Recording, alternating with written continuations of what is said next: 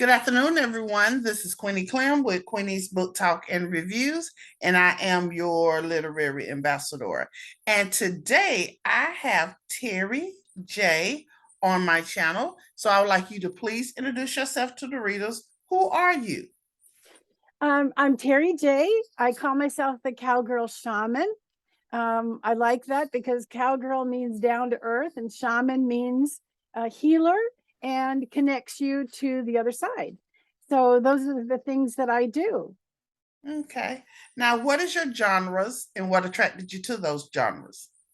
I only write so far nonfiction, and I really want to teach people how to do what it is that I do. A lot of people say these are gifts and only certain people have them, and I just don't believe that's true. I think we're all born with intuitive abilities and we shut it off in childhood. So then it's just a matter of learning to turn it back on. Wow. Now, Terry, how long have you been writing and what's your inspiration? I've been writing pretty much my whole life. I actually got started writing grants of all things, for nonprofits because I had a nonprofit. I did horseback therapy with disabled kids. And with nonprofits, you have to write grants. You can't just do fundraising. Mm-hmm. And so that's kind of how I honed my skill, because you better answer the questions. You better answer the questions because that's how most grants get turned down. Mm-hmm. And I've always wanted to share what's happened to me, this experience, because it's just too weird. And I thought that there's so many other people that get these kind of little hints that they have these abilities and they just need to develop them. And so I always want to teach other people how to do it. Okay. Now let's talk about your book, The Physics of Mediumship. Briefly describe that book. Oh, this was an amazing book. I was so excited to write it, and I'm so excited for people to get it. Mm-hmm. There's so much BS out there about the other side, and people they just don't understand that this is physics, energy, frequency, vibration. It's like they want to embrace the fact that it's, the woo-woo part of it, Yeah. So I thought, let's just make this physics. It's science. Mm-hmm. And I think I'm the only person that's ever written a book that focuses communicating with the other side in a science. And it was so fun working with my publisher, mm-hmm. because he kind of went, physics, mediumship, I don't know. And then we had a really cute discussion about, I wanted the subtitle to be "Cut the Woo-Woo Crap." Because, and he was not too keen on that. Mm-hmm. So he said, let's not put it on the cover. And I thought about it a while, and I thought, okay, because the cover did turn out beautifully. It did. And then, but he had to say, oh, you were right, let's put it on there. And I said, nope. So as an homage to me, he put it on the inside cover. So it's the inside cover says "Cut the woo-woo crap." So it was really fun writing that book, and I think it's going to piss off a lot of people. It is. Yeah, because they want to sell themselves as, more woo-woo, that they're special, they have gifts, and that's all BS. It's total BS. So unless you have severe cognitive disabilities, mm-hmm. anybody can learn to turn back on the abilities that they were born with. So that's really my whole reason for needing to write this book. I mean, it's just really, really important, to share this information. Mm-hmm. And also, what happens is when somebody dies, animal or human, they go to the other side instantly. Nobody's stuck. Nobody doesn't cross over. Sorry for the double negative. Mm-hmm. And so everybody goes right away. Well, all of their negative stuff, pain, suffering, unfinished business, regrets, all of that stuff gets shed off and left behind. Well, it's energy. So some mediums that don't have discernment, the ability to tell the difference between positive and negative energy, they'll tune into that negative energy and share it as if it is the person that hasn't crossed over. And people spend thousands of dollars working with mediums, trying to get their loved ones to the other side, and it is never necessary. I always tell them, who's the DA in your town? Because you've been scammed. So it was just really important to really sort of straighten out the energetic part of this, and to teach people that your loved ones are around you all the time. They never leave. They just become non-physical. Okay. Animal communicator. Please explain, and how does this work? Well, we all are telepathic, and we shut that off in childhood. And all animals are telepathic. It's how they communicate with each other. Mm-hmm. And if we just learn to listen in a different way, we can actually pick up on what they're feeling and what they're sensing. And I had a funny conversation with my horse, one of my horses, the other day. We have an air show in the little town where I live. And so the Blue Angels have been practicing here, Mm-hmm. and they're low. They're right over the tops of the houses. And so my one horse, Duchess, she was totally unfazed. And I said, does that bother you? She said, no. She said, thunder, but no rain. Isn't that something? Thunder, but no rain. So she was just totally calm about it, because she thought it's just, it's like thunder, not a big deal. But my other gelding, he was like bolting out of his corral, doing a WTF about it. Like, what was that? And so I keep, reassuring him that it's nothing. So we got 2 more days of that. Oh, So, wow. but it's interesting what they tell you. You can't make this stuff up. And so I love the details that I get with animal communication. And I really want to encourage everybody to just listen faster, because you and I learned the rules of polite conversation. I talk, you wait, you talk, I wait. We've learned that. Mm-hmm. But when you're communicating with an animal, it's over the top. It sounds like this, all mentally. What about, are you, it's that fast. So many people, they try to do this and they do a whole sentence or a whole question, and then they wait. It's like freaking crickets.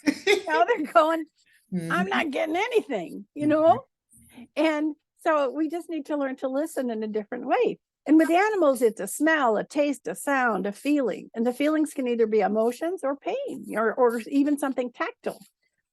So in animals, they're always trying to share smells with me. And I have to apologize and go, my nose does not work that good. So how animals look, if they're trying to tell me about an animal they want to go see or something like that. Wow. Why do we need the role of intention? Oh, intention's really important. Wayne Dyer's got some really great books. I'm sure people have read him like crazy. But, intention is God. Seriously, it's the same energy as God. So when you set your intention to do something, that almost makes it happen automatically. It's just incredible. So we have to set our intention. And I think setting your intention when you're learning to do this, it gets you clear. It gets you out of ego, because, ego means easing God out. And this is all about connecting to the energy that is God, right? So setting your intention is critical. I want to be a channel of loving information. I want to be a channel of healing information. Whatever it is that we want to do with with these abilities, we have to set that intention and be clear, out of ego, in surrender, and then it just flows. It's incredible how it just flows. Okay, what is a medium, and how do you become a medium? A medium is the general term for someone who communicates with people on the other side. Mm-hmm. I extend that to animals because I started out as an animal communicator. Of course, that's all I wanted to do is animal communication, and man plans, God laughs, right? So it really is a general term for anyone that can communicate with people, and I add in animals on the other side. The hard part for us, Queenie, to remember is the other side isn't somewhere else. It's right here. it just vibrates at a different frequency. So it's difficult for us to understand that and realize it. But by raising our own vibration, we can connect to anyone on the other side. And it's amazing the details that you get told. I mean, I think my TV show should be called I Can't Make This Stuff Up, but I want the other S word, you know, because it's just too specific. It's just way too specific. Yeah. So what do you want readers to take away from this book? I think from all of them is just to learn to do this so that you don't have to depend on other people to do readings for you and to become magnificent manifestors too, because that's part and parcel of doing this, is learning to manifest whatever it is that you want in your life. Right. And just to say, hey, wait a minute, everybody's special. Everybody has gifts. You just need to turn them back on because you had them in childhood, you shut them off. Let's get them turned back on and do this. And not to be afraid of it too. So many people, they're afraid to hear from somebody on the other side for fear of, like they weren't there when they died, and they're, pissed off about that, and nothing negative goes to the other side. So, it's just amazing how positive and pure and loving everything is on the other side. It's the God vibration. So I just want people to learn to not be afraid of it, and to just enhance the abilities that you were born with. Okay. Can you read an excerpt from this book? Which one, sweetie? The Physics of Mediumship. Okay, so I'm going to read from the foreword, which is what my publisher wrote, and just to show you how I had to convince him about the title. My first take on the title of this book was a conflicted one. The physics of mediumship itself was contrary to what I thought of when I contemplated the idea and the process of mediumship.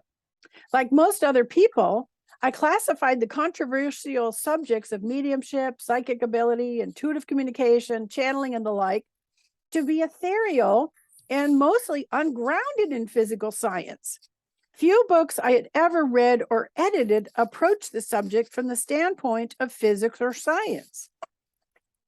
The written material out there seemed to me to be heavily paranormal in nature. Terri had also provided me with a subtitle to the book, Cut the Woo-Woo Crap. My reservations deepened. Those who are close to Terri J know her to be very insightful, highly intelligent, and certainly articulate. But they also know her inner nature is to be kindly but comfortably direct and no nonsense with what she knows to be true. For her, woo-woo crap was simply an effective descriptor she attached to the superfluous mysteries surrounding intuitive communication and work as a medium. As a book publisher, I had concerns that the title would be confusing and that the subtitle, even worse, would be off-putting. So that was kind of the discussion that we had about the title for the book. Okay. Your next book, Intuitive Communications. Can you briefly describe what this book is about, Terri? Well, there's 7 to 9 million people in the United States that cannot communicate. They either have Alzheimer's, dementia, traumatic brain injuries, persistent vegetative state, nonverbal autism. 7 to 9 million people. So I didn't want to write this book now, but guidance said you had to, and I listen. I try to listen to my guidance, and it was just, they said this book is desperately needed because people think they're not in there. And when you're dealing with someone that's unconscious, the medical personnel say, "Oh, keep talking to them. They'll hear you in some way." But that's half the equation. Can you hear them? And the answer is a resounding yes. If you learn to listen in a different way, you can hear them. And some of the case studies that I have in this book, they're just unbelievable. And I read them now, even today, and I go, did I do that? Because it's just so bizarre. I mean, really, I remember doing it too. I remember doing it. So it's pretty weird, but it's really fun. So you're always able to reach somebody, and you're either going to get their subconscious or their higher self. So there's always a way to reach them. And I've even communicated with people as they were passing. So the communication stays the same. So you go from being an intuitive communicator, all of a sudden now you're a medium. So it's just really fascinating to do it, and you never lose that communication. So I think this book is specifically written for first responders, because when they come upon an unconscious person, they're at a loss. They're just going to start checking vitals and that sort of thing. But what if they could really talk to them? And instantly they'd say, "Oh, he's diabetic. So we need to, get some insulin, or maybe they're crashing. So we need to get some glucose in them." They're going to know instantly. And that actually leads them to being able to do medical intuitiveness. So, and it's for physicians and nurses, nurse practitioners, pretty much everybody in the medical profession, and then caregivers. How many caregivers work with and care for, a loved one, or even if that's their job is to be, a caregiver, and they have no idea what's going on inside that person. And this way, it makes the communication two-way. I think it's just phenomenal, that we can all learn to do this. And it's really, really an important book. I've tried contacting various associations, like the Alzheimer's Association, the Autism Society, and all of these different, and it's like they're not even interested. And it's like, hello, you can do this. Why wouldn't you want to share this information? It's so vital to to what you're doing, right? Why is this book this particular book is so important to you? Because of the 7 to 9 million people that can't communicate. I mean, really. And I hear about people, and they've got a child or a teenager that's severely brain damaged, and they still talk to them, but do they know what's going on inside of them? And there's so many times when I do this communication, and I communicate like with a child or the teenager who is with severe brain trauma. There's no hope. They're never going to be, anything except persistent vegetative state, but their consciousness is still available to communicate with. And that child or teenager is going, "Please let me go. Let me go. I don't want to live like this." And I have to almost shake myself for a minute, because if I was talking to a dead person, I wouldn't be getting anything negative. But when you have these people that, they're still alive, you're going to get negative stuff from them. And that's it's kind of upsetting. And so I have to be kind of plain spoken about it. Right. And they still do medical interventions.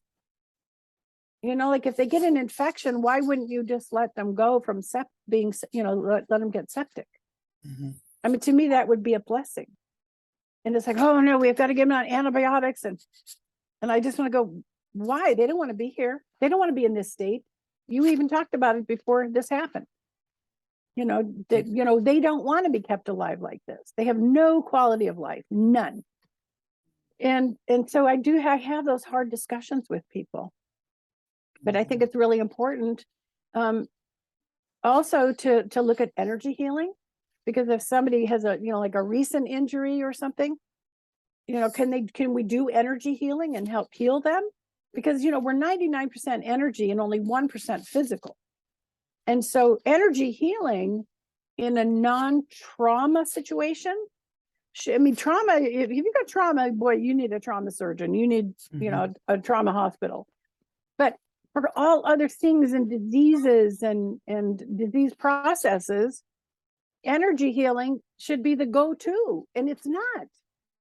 If you took all the liquid and all the air out of a human, you'd have a pancake with a tuft of hair and some bones sticking out. Seriously, we're only 1% physical. I love that description. It cracks me up. And so I think it's really important for us to realize cells respond to emotions, diseases, issues in the tissues. And energy healing, which anyone can learn to do for themselves, should be the go-to. And like I said, if you can learn to communicate with somebody who's unconscious, you can actually coach them by connecting to them intuitively. You can coach them to heal themselves. And so it's just like way down on the bottom of the list of things to do when somebody's had, or has some sort of disease process. We just don't get breast cancer is caused by unresolved grief and loss. And people come back at me and they'll go, it's genetics. I've got that bad gene. And I go, well, you can have a set of twins. One twin will get the disease, the other won't. And it's because of that emotional exposure they've had. So, I just really want people to understand about energy healing and that they can learn to heal themselves in it. And it's very important to have that as an adjunct to any other medical procedures they're doing. Yes, yes, yes. What did you learn while writing this book? Oh God. I think I got a really good medical education from it. I do have a medical editor on this book. It's Dr. Bill Clearfield. He's a really dear friend of mine. And it was really important to not just come to this as a communicator, but to say, okay, so here's the disease processes. These are the states of awareness and where you at. And then simplify it by saying it's either 1, 2, or 3. Just focus on those 3 different states. You don't have to, your job is not to diagnose or prescribe. You leave that to the medical people, but your job is to say, okay, so I'm picking up on this. And there's just been, and going back over some of the case studies. I mean, like I said, it was like, I did that. I really got that. And these were taken from testimonials that my clients had submitted to me for the book. And some of them, it's just like, wow, that really happened. I talked to one guy, and he had a ruptured brain aneurysm. And he was like describing his life to me. He was showing me the bills on the table, the vinyl tablecloth on the table right next to the window. And I mean, I was describing all of this to I think his niece. And just the descriptions of things and this little rickshaw thing that I called it, that he took the beans, the coffee beans in out of the field. I was smelling green coffee. And she goes, oh yeah, he's a coffee farmer. Well, I didn't know that. Yeah. And just those kinds of details that were, there's no way I could have known this. Yes. And the cutest thing was he was sitting on a fence. And it was like, and I kept hearing that song, should I stay or should I go? That song? And it was like he was trying to decide what was going to happen. And so I recommended energy healing to them, and they worked with a healer down in San Diego. He woke up out of the coma and went home. I mean, they were trying to disconnect life support. The rest of the family wanted to disconnect life support, probably because they wanted his coffee farm. But it was, and the funniest part about it is that what my client said is that he was kind of a butthead when he was conscious and alive and everything, and you would think having that near-death experience would have changed him, but no, he's still a butthead. Yeah. So that was kind of interesting. What are the 5 energetic or spiritual senses? Oh, I love this. First one's intuition. And we all have had intuitive situations where we think about somebody that we haven't heard from in a long time, and the phone rings and it's them. And we just think, I was thinking about you. Well, that's us sending out a message. So we either heard them thinking about us, or they popped into our head. And so we've made that energetic, intuitive connection. The other one is clairvoyance. Everybody talks about this, and that's with your third eye. And I think of it as clear viewing or clear seeing. Then we have clairaudience. Think auditory. So it's the auditory processing area of the brain right above the ears. So when you hear something intuitively, it doesn't go in your ears, it goes into that auditory processing area. And then we have claircognizance. And that's when we have those aha moments where something just flies into your brain and you know it, right? Mm-hmm. And you go, whoa, I know what to do, or I know what I'm gonna, gonna do. And so that's claircognizance. And then clairsentience, think of us as a sentient being, we're feeling beings. And so it can be something tactile where you like feel something in your hand or your arm, or you can feel somebody's pain, physical pain, or you can feel somebody's emotions. So those are, and also I think smell and taste also fall under that too, with being clairsentient. Mm-hmm. So did I cover all of them? Yeah, that's all of them. Yeah. Yes.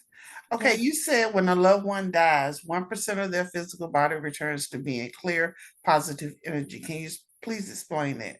Yeah. So when we die, we return to being pure positive energy.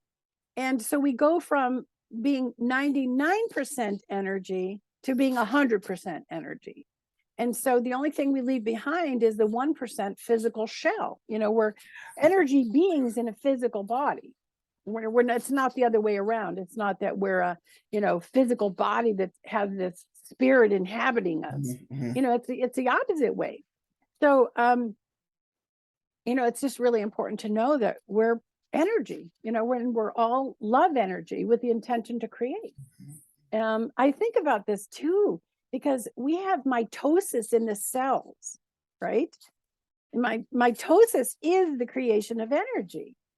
So if each one of us is creating, then each one of us is God for ourselves, because we are the creator.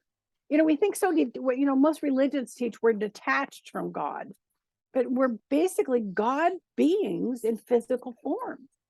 It's hard to wrap your head around that sometimes. And people hate themselves. And I always tell them, I said, okay, if God was in physical form in front of you, would you treat God the way you treat yourself? Oh, and they just break down crying because they just feel so bad then. That's not my intent, is to make them feel bad, but they need to realize that, you're so powerful and we just don't realize it. Wow. Wow. Can you talk about the limited communication with Alzheimer's, nonverbal autism, and traumatic brain injury people? How do you communicate with them being in that state? Or how You know, can it's pretty much the same thing. You just reach for them. I mean, I just call I do my grounding and set my intention. I do all that stuff, all that prep work. And then I just basically mentally call their name. And if I'm working with someone on the phone, because I do most of my work by phone, so I'm dealing with one of their loved ones. And so when that loved one that I'm dealing with on the phone starts talking about them, it leads me to them because of that love connection, right? Mhm. And so then I can connect to them directly. And they, a lot of times it's so funny. They go, "What?" Or they go, "Who are you?" Or they'll go, "Where are you?" And especially animals to go, where are you? It's like they're looking around looking for where you are. And I go, I'm in the air. I'm in the air. So it's okay. But anyway, so when I connect to a human that can't communicate, it's just like having a conversation with a person that you can communicate with. I mean, to me, it's exactly the same. Okay. And you can ask them questions and you can share how they're feeling. And I've had people make requests. Like I had one lady that was totally nonverbal, and she asked her daughter to bring her a strawberry milkshake. And it was so funny because I get this stuff and I share it, and then they burst into tears, and it's like, what did I say? And she goes, that's her favorite. She loves strawberry milkshakes. She says that out of all the foods and drinks you could have mentioned, she goes, I know that's mom, because that's what she loves, is strawberry milkshakes. And you just get different things from people. The other thing too you get when you're doing that communication is, because you're so connected to that person's energy, you'll get maybe health issues that nobody's aware of. I don't know why, but I'll get bladder infections on people, and if they have catheters in, that's pretty common. If they're wearing Depends or something, it's pretty common. But so you get those kind of health issues. and you can share it. And if they're in like recovering, then they can absolutely do something about it to help them and make them feel better too. Okay. Can you read an excerpt from that particular book? Sure. Got to put my peepers on. Don't freak out, but telepathy is real. Telepathy has had a bad name over the years. Some people lump it into the same category as psychic. Psychic means not of the physical sciences. Since physics covers everything in the universe, then nothing is not of the physical sciences. Sorry about the double negative. Telepathy is real. It is simply two beings, human to human, animal to animal, or between human and animal, who pick up on the thoughts and feelings of one another. Who hasn't thought of someone and then the phone rings, beeps, buzzes, or chimes, and it's them? How does this work? Energy, frequency, and vibration with intention. It is physics, pure and simple. We are all like powerful cell phone towers, able to send and receive messages at any time.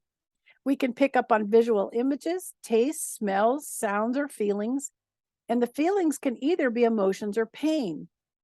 This is interesting. Behind the human stomach is an elaborate nerve bundle that serves as an antenna to receive information. It's why we get a gut feeling at times, and it's an intuitive feeling to which we must learn to pay attention. Okay. And your third book is The Cowgirl Shaman Way. The Cowgirl Shaman Way, yeah. Shaman Way. Shaman Way. Now, please tell us about that book. Well, this was my first one. And again, guidance said, you got to write a book that's, teaches people about all of this, lump it all together. So if there's something that interests people specifically, whether it's animal communication or horse communication or medical intuition or veterinary intuition or mediumship, this is like, the first book. It covers everything. And that way people, by using the methods in this book, they can learn to develop all of their abilities and take it any way they want. Mm-hmm. So it was really a fun book to write too. And really this one, I swear I was working on this one for 15 years. Wow. And it's like every time I'm so sensitive. So every time I had somebody edit it and they would do track changes in the book, Mm-hmm. I would go sideways and just put the book down and not write it. I mean, I was that sensitive about it. It's like, I don't understand what this means. And then I even had somebody, look at it. They changed my voice. They changed my voice in the book. And they were wanting to make me sound more eloquent or something. I'm not. I'm a freaking cowgirl. This is how I write. And I'm really plain spoken. I mean, people always say that about me. She's plain spoken. So if you're afraid of the truth, don't have a reading with her. Mm-hmm, mm-hmm, mm-hmm. But it really does. It was really fun. And I've done some fun things in my life. Like when we have a dear friend who runs an entertainment company. He said, hey, do you want to come and do readings for this huge party that's downtown? And when they do this and they tell you how much it is, it's like, sign me up. So I even have in there about how to get with entertainment companies and do this stuff. The weirdest part about it is when you dress up like a gypsy fortune teller, I mean, you're making fun of yourself, really. Mm-hmm. And you're they're doing readings. They don't expect you to be weird. Real. They don't expect you to get real stuff. And we had these little booths and I had people leaving in tears and going, mm-hmm. It's supposed to be a party. Come on. But one person came in and they went, oh my God, who died? And they just burst into tears. And I thought, oh man, I'm going to get in trouble here. But I gave them, and she came out, she went out going, oh, happy tears.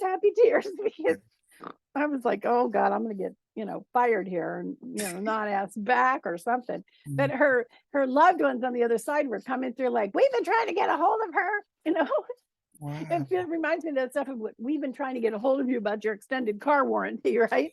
all of her loved ones were going, we've been trying to get a hold of her. Do we know she can hear us? And she's ignoring us. And it was really funny. Mm-hmm. So we talked to some of her loved ones that had passed. But I tell people how to do that, to just, make fun of yourself if you need to. Yes, yes. So I tell them how to do that and go to dog events and do just dogs, or go to horse events and do just horses. And how you can really, enhance and practice and get better at it. You got to have that exposure to do it. Wow. Okay, in this book, you talk about 7 easy steps. Can you go over and explain the first step for us? The first step, I think, is setting your intention. Wait a minute, I gotta go look. It's been so long. Seriously. I do it automatically. I mean, I just take a breath and I'm there. Do you know what I mean? I just take a breath and I'm there. Here we go. Yeah, set intention. That's the first thing. You've got to set your intention. I want to be a voice of healing and information. Whatever works for you. I mean, everybody's going to have it, in a different way. And the second thing is grounding. And grounding is pretty easy to learn if you just, can do visualization with intention. And then the next thing is I teach people to turn on your ability so that you're not on all the time. And I'm on all the time. I don't have an off switch. I've tried to get an off switch. I don't have one. And so if I go out in public, I look like I have poor self-esteem because I never make eye contact. My eyes are down. I've had friends run into my grocery cart at the grocery store going, hey, and like, oh, it's you. Because I'm not looking at anybody, because if I look at somebody, I know what they just ate. I know the last time they had sex. I know what their disease processes are. I don't need this information because I can't do anything with it anyway. So I just get totally overwhelmed. So anyway, I just don't make eye contact. That's what I do. But, I tell people, turn your ring, turn your watch, pull on your earlobe, something that says, okay, we're on. And then I teach people this 3-point connection. And you do heart to heart and then third eye to heart. So it makes a triangle. And then that way you run the energy through your head, out your heart to their heart, and then back to your third eye and then down. And so you just do that with visualization. And I've had people do it and just go, wow, oh my goodness, I can really feel this. And then them getting worried about it stops it. And they go, oh shoot, I lost it. And then they have to do it again. But with practice, you just get really good at it. And with me, in order to do a reading, I just say, how can I help? And then I can feel myself ground. My roots grow out my feet and my tailbone. My crown chakra opens. I feel that white light coming in. And then I'm doing that connection automatically. I don't even think about it anymore because, I've been at this 32 years. I mean, really, if I have to think about this, we're in trouble, right? And then the next thing is, and this is hard for people, is stop thinking. You have to go into feel mode. Just where you're into feeling what's coming in and not thinking about it. And what's so weird, even to this day, I will be given information. My mouth starts working. I'm going blah, blah, blah, sharing information. And my conscious mind is going, oh my God, that can't be right. Seriously, happens every time.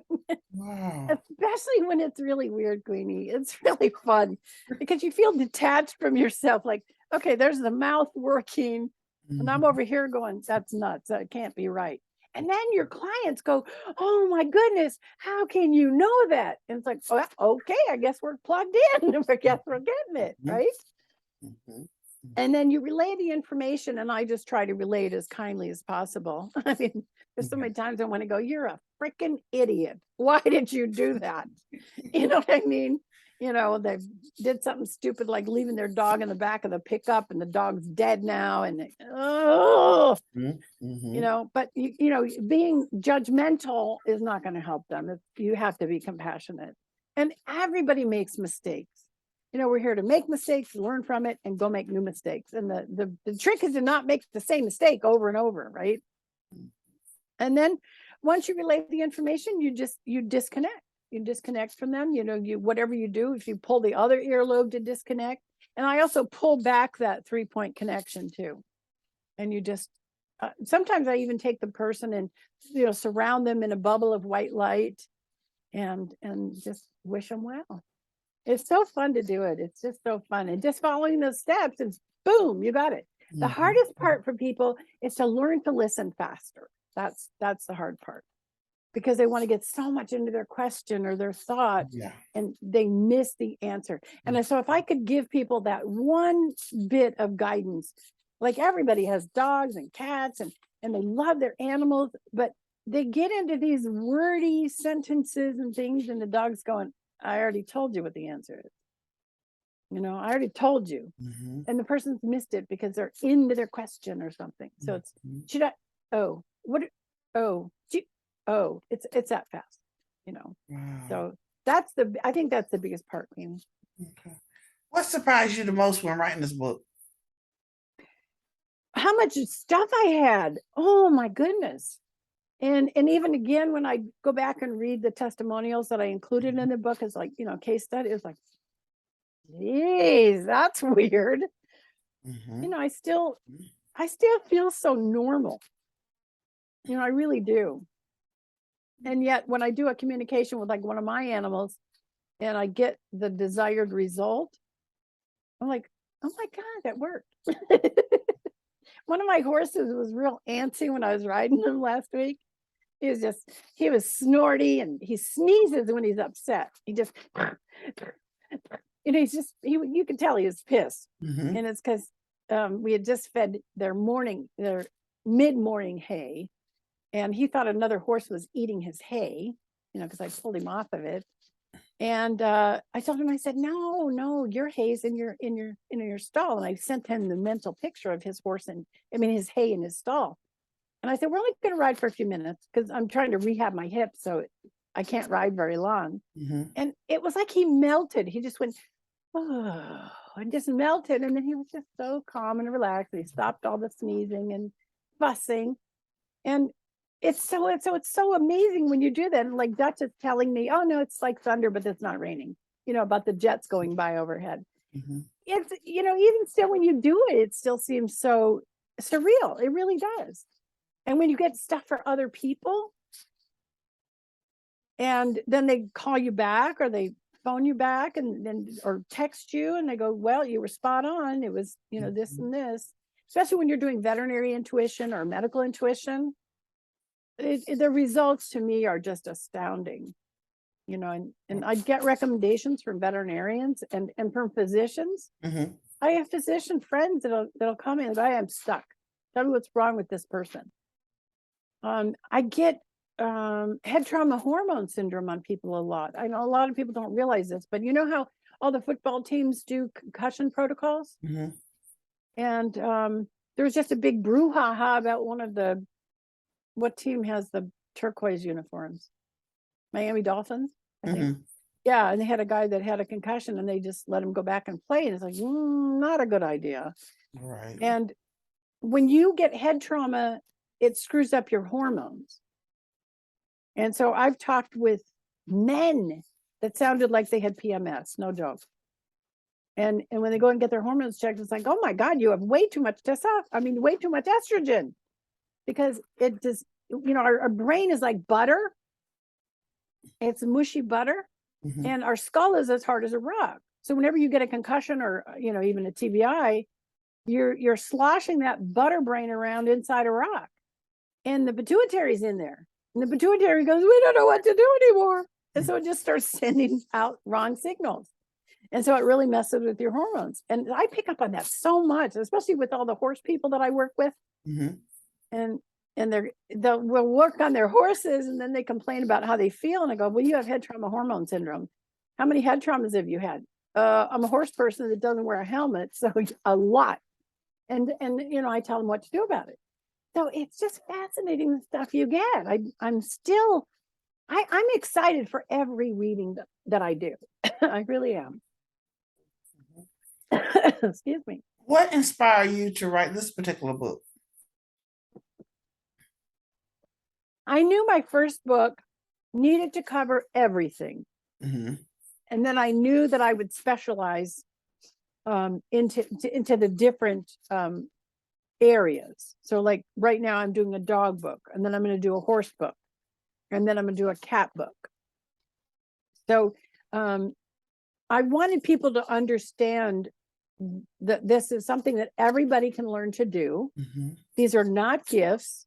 they're not, people that do this are not special. I mean, maybe short bus special, but they're not special.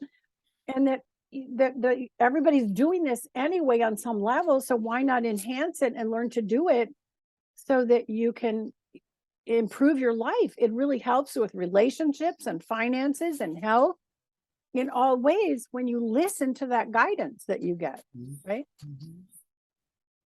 Okay. What is the difference between a medium and being intuitive? Well, everybody's intuitive. A medium would specialize in communication with people and or animals.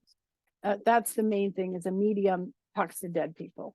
Okay. And it's one of my favorite things to do, because you can't make this stuff up, the stuff they tell you. There's no way you can. And it's so healing for their loved ones that I'm dealing with on the phone. And so we're all intuitive. We're intuitive 24/7, but most people don't listen to it. And I think a lot of people, they'll get little messages from their loved ones that have passed, or they have an idea that if they see a butterfly, that's a message from their loved one, or dragonflies or hummingbirds or ladybugs, or they have this thing in their mind, cardinals. Oh, people are really big about cardinals. I saw a cardinal, so my mom's okay. Like, okay, well, if that makes you happy, then just keep believing that, right? So just a medium is going to be somebody who specializes in communication with the other side. Okay, what is a horse whisperer and a pet psychic? Well, pet psychic is a catch-all term, and I hate the P word. I really do, the psychic word, because it's got such a bad rap, and it means none of the physical sciences. But it's easier than saying animal communicator, animal medium, and veterinary intuitive, because it really needs to lump all those three things in together. And so sometimes just saying pet psychic is easier. A horse whisperer, and that's a really overused term too, because people think of it as a horse trainer or somebody who just starts colts, and we need to be able to communicate with those suckers for their whole life. It's not just a matter of, oh, I've got the horse trained and now I can stop communicating with them. I'm just going to use legs and reins and seat, and they better listen. It's not like that, because, they can have, a horse is, they're 1,100 to 1,200 pounds. They can hurt you. They can kill you, really. And so being able to communicate with them is just critical. And if you can do it intuitively, instead of just relying on aids, like your feet and hands and legs, it just makes their life better. And we can figure out, what their behavior problems are caused by. People don't realize this, but horses are not designed to be ridden. They're not designed by nature to carry weight. And they're certainly not designed to ram and jam with us on their backs. If we do something fun on a horse, it's way too hard on them. Seriously, that's the truth.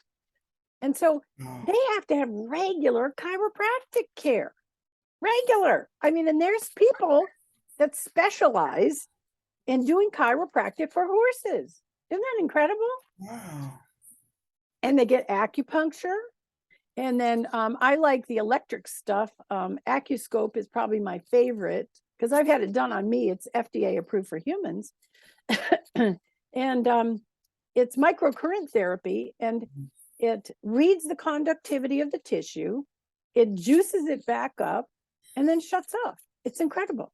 So my horses get regular Accuscope, they get regular chiropractic, and they're a bunch of couch potatoes laying around the backyard, right? And so I have clients that are professional barrel racers, and those horses get adjusted once a month. And if they slip or fall, then they get right to the chiropractor again. And of course, I really like the Accuscope. My second favorite would be what's called MagnaWave, and that's another electrical pulse modality that's used. They have swimming therapy for horses when they're recovering from injuries. I mean, it's just amazing the modalities that we have to treat our horses. because, they've got to be comfortable to do their job. And we joke about how, we need to wrap them in bubble wrap all the time to keep them from getting hurt.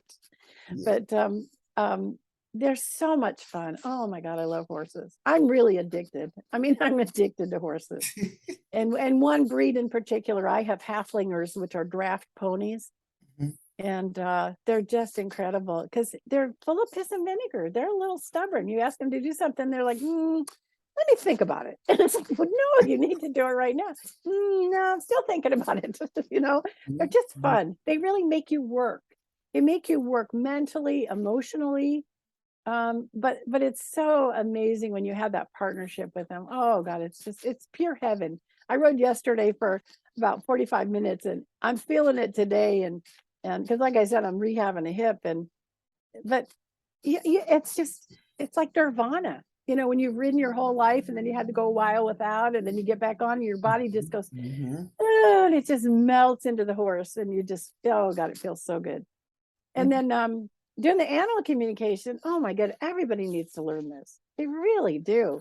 There's so many people that they don't listen to their pets, especially when it comes to end of life. Oh, this is a hot button for me. They think it's a contest to see how long they can keep their animal alive. It's not a contest. Look at quality. Are they eating, sleeping, peeing, pooping, playing? Are they mobile? I can't stand wheelchairs for dogs. Oh my God. Put them down, let that spirit find a new body and come back to you. Oh my goodness, I hate it. And most of the dogs that I talk to that are in wheelchairs, they're not happy.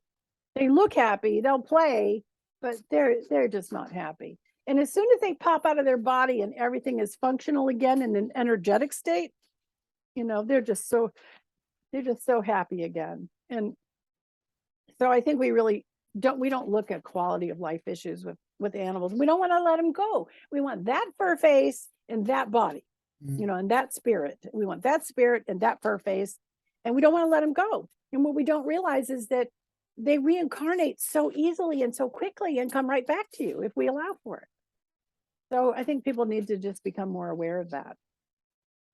Can you read an excerpt from the Cowgirl? I can. Oh, I lost my place. Oh, this is the heart of the universe exercise. I love this. This is a tremendous exercise to understand and feel the energetic connection we all have to the universe and source energy. That's my word for God. After all, we are all the same energy. Close your eyes and allow yourself to go into a relaxed state. Focus on your breathing. Ground yourself. Then go into gratitude with your intention for allowing a connection to the heart of the universe. Most people, when they do this, are given a spot out in space. It doesn't matter where you are taken, but it will happen instantly. Focus on that spot. Then with visualization and intention, connect your heart chakra to the heart of the universe, and then your third eye to the heart of the universe, and allow the white light to flow on that triangle connection. The same as when you're connecting to a client as previously described. Many people feel a tingly sensation all over, and some people receive immediate clarity on something they've been struggling with. Some people don't feel anything when they first start doing this, but as they continue to try over time, they begin to feel more and more awareness and often receive guidance when they make this connection. Be patient and just stay in allow. Wow. That's a really good one. That was a gas for me. And it was so cool. The first time I did it, I flashed back to my childhood and realized that when I was a child, I was doing astral projection. I would find myself out in space, just looking around, wandering around, and then I would panic and, zip right back in my body. And then I would just be terrified. I was like, what just happened? What just happened? Did I die? I don't want to leave. And I'm talking about when I was like 6 or 7 years old. I mean, it really scared the bejesus out of me. It really did. But now it's like, oh, that sounds like fun. Let's go do that. Right? Because you're still grounded. You're going to stay at the earth. You're you're going to stay here. You got work to do. And yet you can just do it for, shits and giggles. Mhm. Between writing, publishing, and marketing, what's the most difficult for you? Oh, I would say marketing, because I've got my Don Atkinson, and I just hand him a manuscript and I turn around a couple of weeks later, answering a few questions, and I've got a book on Amazon. I mean, he's just the best. Writing, I could write all day, every day. I mean, I love it. I just absolutely love it. And then, so marketing, I think, getting the word out is really challenging. So I'm doing some changes to try to get the books out there. And I'm in a TV series that's coming out after the first of the year Wow. because of a reading that I did. I can't say anything else about it other than, it's coming out. I think I can start talking about it maybe after Thanksgiving or in December, when I get the okay. But you're not allowed to talk about it, until you're allowed, basically. And I'm working on developing my own TV show. And it's going to be really fun because we'll actually go and do a reading on an animal, and then I pivot and do a reading on the human. And the results from doing the reading on the human are usually very emotional and very specific. And so it's like the animal gets us in the door. And of course, everybody loves animals, People go watch the dodo and some of the other websites that have just videos about, animals doing silly things. They'll watch those all day. And so, we know that people love their pets and their horses and things. And so that's kind of the hook that gets us in the door. And then I pivot and do the human with unbelievable results. And so that's the show that we're trying to get in development right now. So it'll be great because there isn't anybody else out there that's going, of course you can do this, and why'd you call me? You're doing this already. I mean, there's so many times that I do that. People call me, I need a reading. And I go, no, you don't. And I go, what? You don't need a reading. You're doing this yourself. You're just not trusting it. Really? I mean, there's times when I talk to somebody, go, no, I'm refunding your money for your reading because this is ridiculous. You're already doing it. You're just not trusting it. And I'll do that. I mean, seriously, there's so many times where people call me, I know I need to read. No, you don't. You're doing it. So anyway, I just really encourage them and coach them. If they need coaching, I'll help. I'll coach them to tell them what they're stuck on, and help them release that stuckness, so to speak. So anyway, so I think just by having the TV show and being in that other series, I think people are going to go, who is this Terri J? And she's got books. So I think that's really going to help a lot, to get the word out, especially about the one about intuitive communication. That one's so desperately needed. And people just, I've tried so many ways to get people to know that it's out there and that they can do this communication. But I do readings, 6-7 hours a day, 6 days a week.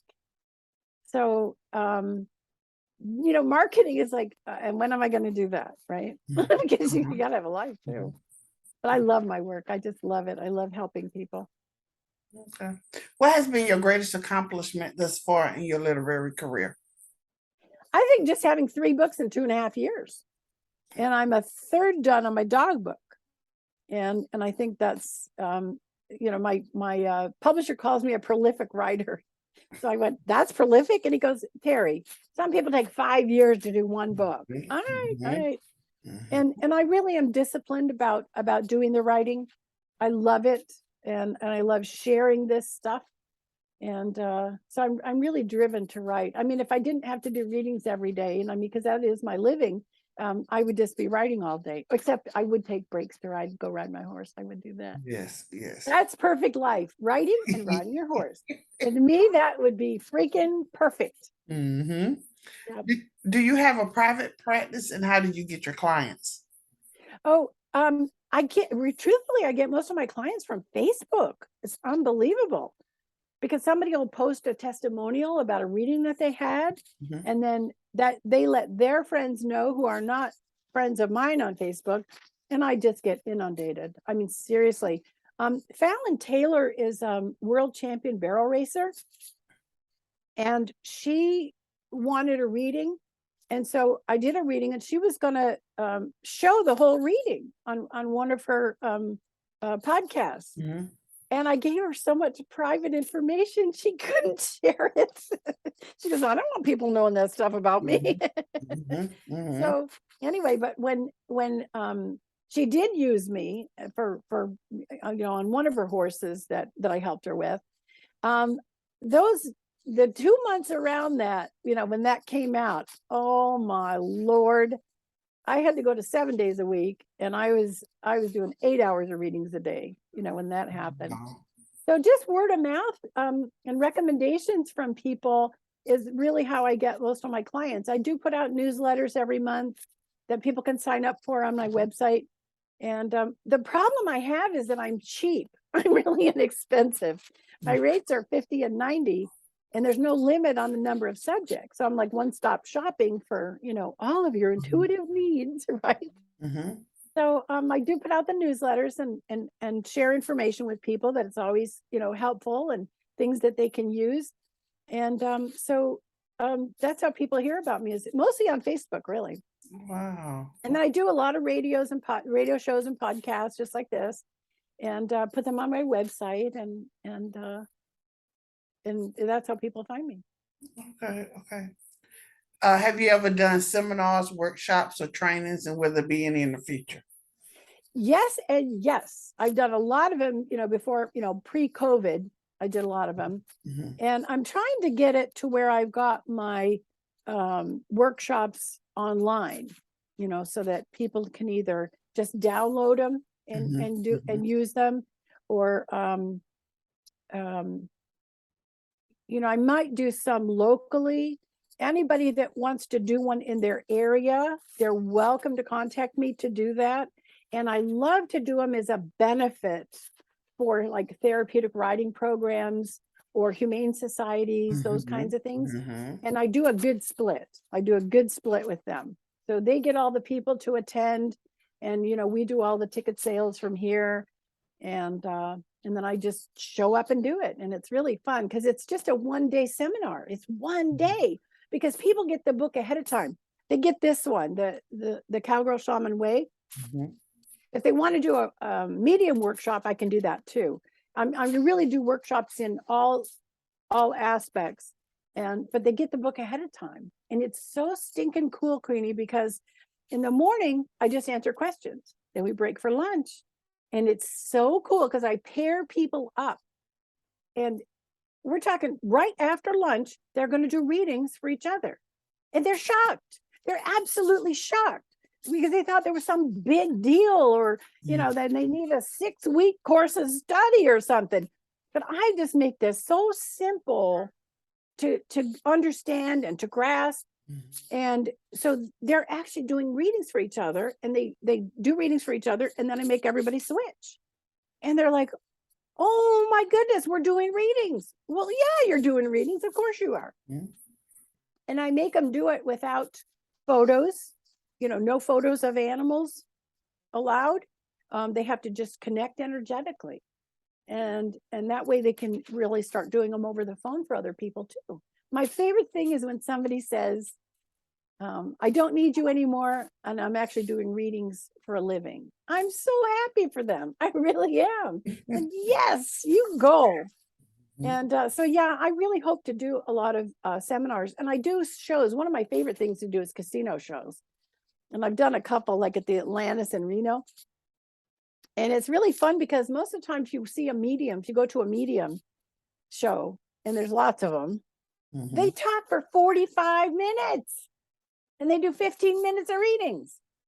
And it's like boring. We want to see readings. So the last time I did one, in an hour and a half, I did 27 readings. It was exhausting, but 27 readings in an hour and a half. I had somebody keep track for me because there's no way I could have kept track. Mhm. Mhm. And it was, I mean, people were just amazed to watch the emotional reactions of the people that I did the readings for. So each person got to ask one question, and then the mouth started going. And then they were just, wow, how did you know that? I didn't know it. I got it. Mhm. So yeah, I love doing workshops. I love teaching. I've been a teacher my whole life, I did therapeutic writing for, off and on for 35 years. I've always been a writing instructor, and I just love teaching this. It's so cool, and it just makes it so simple. It's not easy, but it's simple. And I want everybody, this is life-saving information that we can get. And it's life-enhancing information too. When you're able to connect to somebody on the other side, it heals your heart. It just heals your heart. When they're around you, they love you, they don't have anything negative, they're not pissed off at you, they don't remember any suffering or pain, and they're okay. I swear it's the one question I get asked when I do medium readings. Are they okay? Did they make it? And then when they say, did they make it? What, they were going on a trip? What are you talking about? Everybody goes to the other side, right? Right away. So it's really an honor to be able to do this and help people. It really is. Yes. Now, how can readers find you and your books? My books are all on Amazon. They're all on Amazon. The Cowgirl Shaman Way I do have on my website, but it's much easier just to get it on Amazon. And that way you can get all three at the same time. And we're going to do a thing for the holidays, which you can contact me for. You can get all three books for $39.95. No, $39.99. You can get all three books. So that's a big savings. But you have to contact me directly through my website to get that deal. And each book is like $19.95. And some of them, I'm trying to think, some of them I actually have the ebooks up, and we're working on it. We're working to make sure that all the ebooks are up. And then I want to try to do, the books on tape too for people, the audiobooks. So I got to work on that too. Okay. What are you currently working on right now? I'm working on the dog book. And it's called Human Are You Listening? I love that one. And the art of the science of dog communication. And then the other thing that I'm working on very hard is to get my own TV show.